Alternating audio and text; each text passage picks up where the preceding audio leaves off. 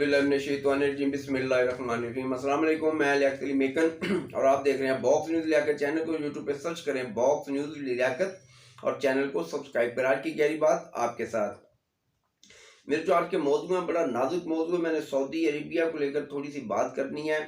मेरा कद काट इतना नहीं है कि मैं इस मौजू पे बात करूं, लेकिन एक मुसलमान होने के नाते मेरा ये फ़र्ज़ है और मैं अपना फ़र्ज़ इंशाल्लाह ज़रूर अदा करूंगा। इस वक्त हमारे जो रिटायर्ड जजेज़ हैं उनके खिलाफ एक महाज खुला हुआ है पाकिस्तान की मीडिया पर, उस पर थोड़ी सी बात करनी है। और वफाकी वजीर ने हालिया दिनों में एक बयान दिया है कि 3 रुपये की दवाई अगर 7 रुपये की होगी तो इसमें कौन सी क़यामत आ गई। मैं उनके इस बयान को थोड़ा सा बेहतर करने की कोशिश करूँगा। लेकिन सबसे पहले APS का सामना, इसको 8-7 साल मुकम्मल हो गए। हमारे पाकिस्तानी बच्चे जिन्होंने शहादतें देकर इस कौम को एक अमन के रास्ते पर डाल दिया और पाकिस्तानी अफवाज ने इनकी शहादतों के बाद कामयाबियों के बेमिसाल जो कामयाबियां थी वो हासिल की और दुश्मन को जहन्नुम वासिल किया। और वो कामयाबियां हासिल की जिसकी तलाश में आज भी पूरी दुनिया अपनी कोशिश को जारी रखे हुए है, लेकिन वो अभी तक ऐसी कामयाबियां हासिल नहीं कर सकी जो पाकिस्तानी अफवाज ने हासिल की। और इंशाल्लाह पाकिस्तान की जो फ़ौज है इस तरह उसकी जो कामयाबियां वो जारी सारी रहेंगी। मैं पाकिस्तानी बच्चों को, उन अजीम माओं को सलाम पेश करता हूँ और उनकी शहादत से दिल से दोबारा से ताज़ियत करता हूँ अपनी तरफ से और तमाम देखने वालों की तरफ से। मैं बात को शुरू करने से पहले, क्योंकि मैंने बात का आगाज़ जो है सऊदी अरब से करना है और एक इस्लामी मामला है, इस पे थोड़ी सी बात करनी, लेकिन मैं सबसे पहले आज एक शेर से अपना जो बात है उसका आगाज़ करूँगा कि शीशे उत्ते घट्टा चढ़िया लोकी कंधां झाड़ी जावन। शीशे उत्ते घट्टा चढ़िया लोकी कंधां झाड़ी जावन। जिल्दां नूं ये साम साम रखदे ते वर्के पाड़ी जावन। वर्के पाड़ने का मेरा मकसद या जो मेरी बात करने के जो एक ख़ास मेरा जो पॉइंट है वो ये है कि आलमे इस्लाम के बारे में जितनी भी फतूहात हैं वो सारी किताबों में दर्ज हैं। मुसलमानों ने किस तरह से कामयाबियां की और किस तरह से जो उनके जो काफिर दुश्मन थे, यहूदी दुश्मन थे, उन्होंने किस तरह मुसलमानों को काबू करने की कोशिश की। जहाँ तक मैं देखता हूँ, जहाँ तक मैंने सुन रखा है कि उन्होंने अपनी औरतों का इस्तेमाल किया कि आज भी आलम इस्लाम और मुसलमानों को टारगेट करने के लिए उन्होंने अपनी औरतों को मैदान में तो नहीं उतारा। मैंने देखा हालिया चंद दिनों में सऊदी अरब की अजीम धरती पर भारत जैसे हमारे मकार दुश्मन है, जो आलम इस्लाम का दुश्मन है, पाकिस्तान का दुश्मन नहीं है, वो पूरी दुनिया का जितना मुसलमान है उसका दुश्मन है। आप देखें कि भारत की धरती में जितना भी मुसलमान रहता है उसकी हालत उसने क्या करके रख दी है। एक ख़ास मैसेज है उसका आलम इस्लाम के लिए, लेकिन हम उनके अलाकार बनते जा रहे हैं। अब पूरी दुनिया में उसने अपने पंजे गाड़े हुए हैं। हमें इससे कोई एतराज़ नहीं है कि वो पूरी दुनिया में अपना काम करे, कारोबार करे। यह हर इंसान का और हर मुल्क का एक अपना पॉइंट ऑफ व्यू होता है। लेकिन मेरा जो एतराज़ है, मैं जो बात करना चाहता हूँ हमारे उलमा कराम को लेकर, उनकी जो खामोशी है बड़ी मुज़्ज़िका खेज़ है। मुझे याद है कि हालिया दिनों में श्रीलंका में एक उस बंदे ने जिसको मज़हब के बारे में, इस्लाम के बारे में ये पता ही नहीं था कि इस इश्तिहार पर, इस पेपर पर क्या लिखा हुआ है, उसने उसके ऊपर बेरुमती की होगी।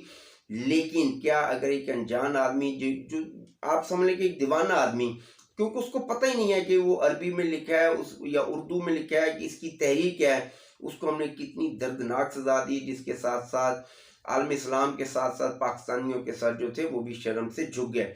मेरे जैसा एक कम तालिब इल्म आदमी अगर अपने सर पर एक कोई मज़हब की टोपी रखता है और अगर उस टोपी की समझ थोड़ी सी गलत हो जाती है तो मुझे ऐसा खदशा है कि मेरे खिलाफ बड़े फतवे आ जाएंगे। ये भी हो सकता है कि मेरी ज़िंदगी को भी ख़तरात लाक हो जाएं।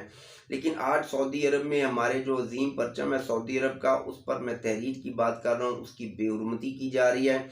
मैंने देखा है सोशल मीडिया पर कि एक नीचे 2 लड़कियां जो हैं वो डांस कर रही हैं और ऊपर हमारा सऊदी जो परचम है वो लहराया जा रहा है। मुझे ये पता है कि ये पुरानी पिक्चर्स हैं, इसके अलावा 2 पिक्चर्स ऐसी भी सोशल मीडिया पर दोबारा से दिखाई दी कि 2 मॉडल्स हैं और उन्होंने सऊदी परचम जो है जेब तन किया हुआ है। हो सकता है ये एडिट भी की गई हो, लेकिन हमारे उलमा कराम को इस पर बात करनी चाहिए। इसकी जो बैकग्राउंड, इसके जो मकसद था, जो भी तंजीम थी वो मुल्क में थी या मुल्क से बाहर थी, उनको बेनकाब करना चाहिए। लेकिन उलमा कराम की खामोशी जो है बड़ी मुज़्ज़िका खेज़ है। और मुझे ये भी पता है कि पाकिस्तान में एक ऐसी लॉबी काम कर रही है कि आप उलमा कराम के बारे में बात करें तो वो आपको वर्गलाएंगे, उलमा कराम के बारे में वो आपको ये बावर करवाएंगे कि जनाब हमारे तो मौलवी इस तरह के, हमारे मौलवी ने ये काम कर दिया, हमारे मौलवी ने ये काम कर दिया। और ये वो ऐसे वाक़यात होते हैं जब हमारे उलमा कराम जब खामोशी इख्तियार करते हैं तो उन लोगों को मज़ीद मौका मिलता है। हमें उनके मुंह भी बंद करने चाहिए और हमारे उलमा कराम को ऐसे जैसे मौजू होते हैं उन पर अपनी बात को खुलकर कहना चाहिए, ताकि वो लोग जो उलमा कराम के बारे में बदजुबानी करते हैं उनके मुंह बंद इन उलमा कराम ने करने हैं, ना कि मैंने करने हैं और ना ही आपने करने हैं। और हम अपने मुखालिफ का मुंह जो होता है अपने अमल से बंद करते हैं। सऊदी अरब को लेकर मैं और बहुत ज़्यादा बात करना चाहता था, लेकिन मैं बात नहीं कर रहा क्योंकि हमारा एक मजहबी मामला है। लेकिन मैं फिर ये कहता हूँ कि अगर किसी अनजान आदमी से कोई ऐसी बात होती है तो हम एक तूफान जो है वो खड़ा करते हैं, लेकिन एक पढ़ा लिखा समझदार मुसलमान मुल्क और मुसलमान इंसान अगर ऐसी हरकत करता है तो उस पर हमारी खामोशी जो है वो फिर हमें मुँह चढ़ाती है और दुनिया को मौका मिलता है हम पर बात करने के लिए। हमारे जो रिटायर्ड जज साहिबान हैं उन पर बहुत ज़्यादा बात की जा रही है। मैं देखता हूँ कि जो जज हमें पसंद होता है किसी भी जमात में, अपोजिशन या हुकूमत की बात नहीं कर रहा, उसको हम अमीरुल मोमिनीन बनाने की कोशिश करते हैं और जो हमारे खिलाफ बात करता है हम उसको मस्खरा तक कह देते हैं। किसी भी किसी भी जस्टिस जो कि सुप्रीम कोर्ट का एक बड़ा नाम हो उसके बारे में मस्खरा कह देना ये बहुत बड़ी दिल खराश बात है। और अगर साकिब निसार साहब के बारे में भी कोई ऐसी बात की जाती है तो वो भी अच्छी बात नहीं है, नहीं करनी चाहिए। हमारी अदलिया को चाहिए कि इसका नोटिस ले और ये जो अदलिया के ऊपर एक ख़ास टारगेट किया जा रहा है, ये टारगेट दोनों जानिब से है। अगर आप ये कहेंगे ये टारगेट सिर्फ अपोजिशन कर रही है तो ये गलत होगा।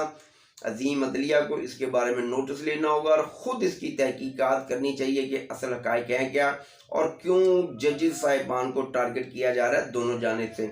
और जो एक और खुशखबरी है कि पाकिस्तान अनकरीब भंग में बड़ा खुद कफील होने जा रहा है। भंग में रात को मैं देख रहा था कि भंग के कसीदे पढ़े जा रहे थे कि जनाब भंग के तो बड़े फ़वाइद हैं, यहाँ तक इनकी जो सज़ाएँ थी वो भी उनको गलत करार दिया जा रहा था कि ये जो इससे पहले सज़ाएँ दी जा रही थी ये भी गलत थी। लो चोई साहब हुण ते मौजां ही मौजां, भंग पीती जाइए तो इंजॉय की जाइए, हुण ते जनाब ना कोई सानू पुछण वाला ते ना कोई सानू दस्सण वाला। मेरी बात समझ आए तो मेरी बात को शेयर करें। मेरा जो असल मकसद था वो सऊदी अरब को लेकर था कि सऊदी अरब की अजीम धरती पर जो हो रहा है हमारे उलमा कराम को इस पर बात करनी होगी, बात करनी होगी, बात करनी होगी। नहीं तो मेरी एक बात को याद रखिएगा कि आपको बहुत ज़्यादा निशाना उन लोगों की तरफ से बनाया जाएगा जो कि ये बात ऑलरेडी कहते हैं, बस जहाँ पर ज़रा सी बात उलमा कराम की होती है तो वो इस पे स्टैंड लेते हैं और आपके खिलाफ वो बात करते हैं। तो आपके ऊपर ये एक बहुत बड़ी जिम्मेदारी है, इस पर खुल के बात करें। मेरी बात समझ आए तो मेरी बात को शेयर करें। पाकिस्तान जिंदाबाद, मेरा इस्लाम पाइंदाबाद। अस्सलाम वालेकुम जी।